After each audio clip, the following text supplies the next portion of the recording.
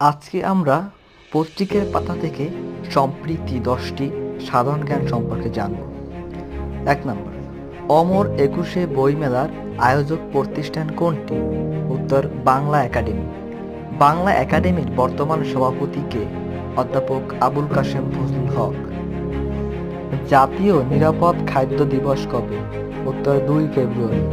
সম্প্রতি দেশে কততম সোশ্যাল বিজনেস ইউথ সামিট অনুষ্ঠিত হয়? উত্তর, 9ম। ইউএনডিপি হল জাতিসংঘ উন্নয়ন কর্মসূচি।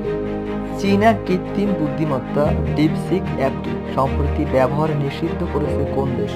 উত্তর, Taiwan. Dream of the desert কি? উত্তর, ট্রেনের নাম। জুলাই শহীদ স্মৃতিভবন কোথায় নির্মিত হবে? ঢাকা বিশ্ববিদ্যালয়। বিএলএ কোন অঞ্চলের সশস্ত্র গোষ্ঠী? বেলুচিস্তান। বিশ্বের প্রথম স্টার্টআপ প্রতিষ্ঠান কোনটি? Open AI.